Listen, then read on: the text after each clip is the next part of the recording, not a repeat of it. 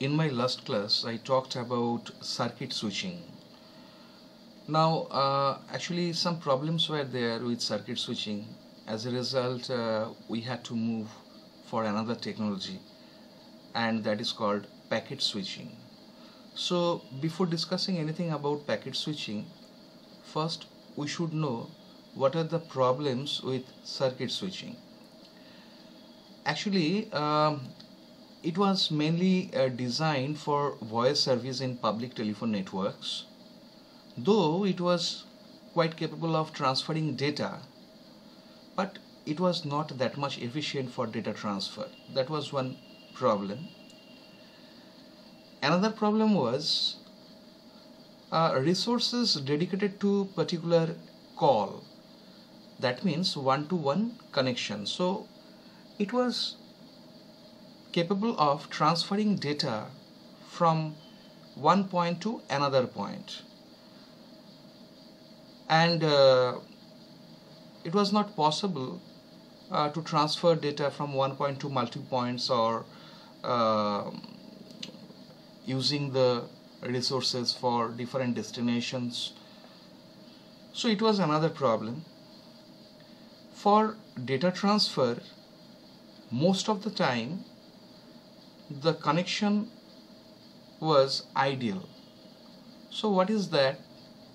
Actually, when data is being transferred, that time the connection is being used in case of circuit switching. But when data transfer is not there, then the entire connection will be ideal. The fourth problem I can mention, data transfer rate was fixed. It was for long message as well as for short message. So these were the problems with circuit switching. As a result, we had to move for another technology, and that was packet switching. Now, what happens in packet switching? Let's try to understand this technology. In case of packet switching, a station breaks long message into packets. That means long message will be divided into several packets. Those packets get transferred to the network sequentially, just one after another, one at a time. So a long message will be divided into several packets, small packets, and those packets will be transferred through the network sequentially, one at a time, just one after another. Now those packets will be delivered to the destination. It is applicable in case of long message as well as in case of short message. Now, when these packets will be delivered to the destination, two different approaches are there which are applicable in this case. One is datagram approach, another is virtual circuit approach. Now, actually what I said here, let's try to understand using a figure. So in this diagram, you can see that this is the source and this is the destination. So this is the entire message. It has been divided into three parts or three packets, you can say better.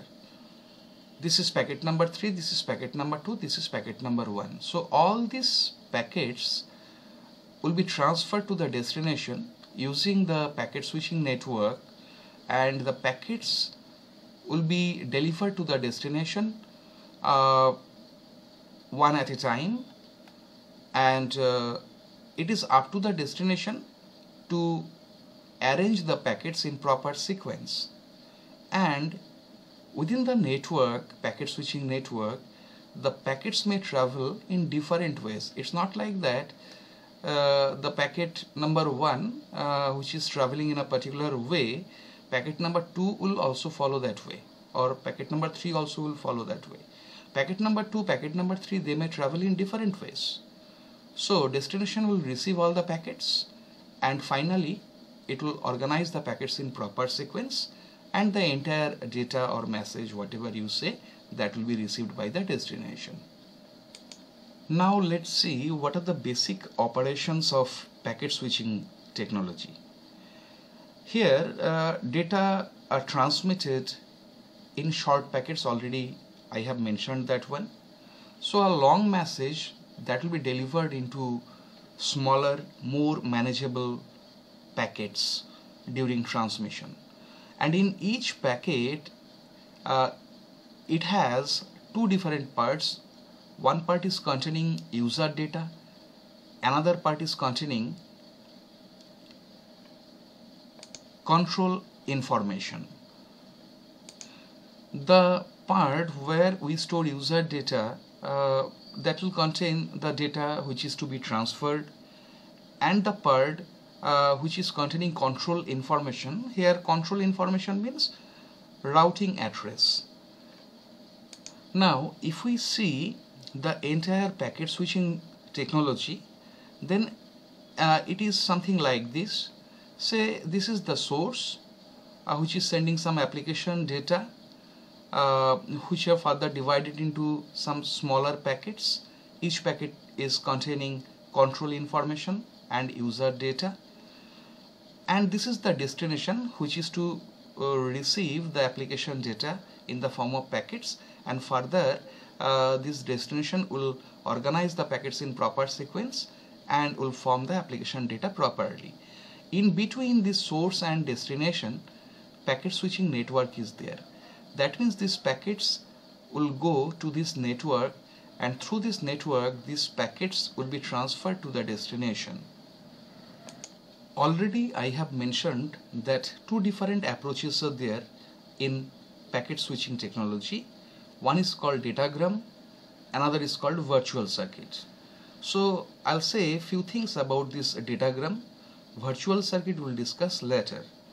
So in case of datagram, actually what happens, packets are transferred to the destination in any order. Already I said that one, that packets travel in different ways.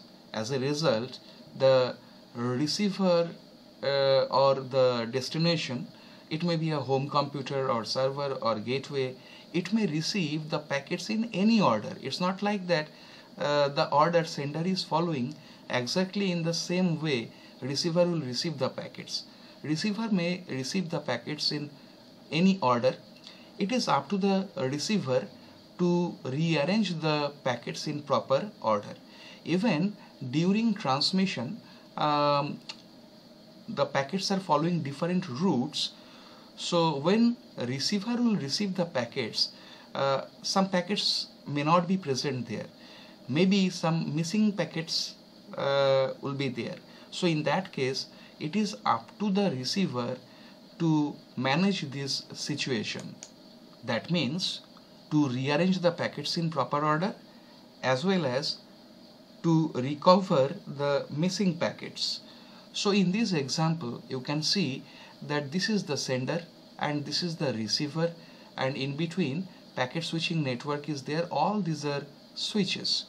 So the application data sender is sending, say three different packets are there: packet number 1, packet number 2, and packet number 3.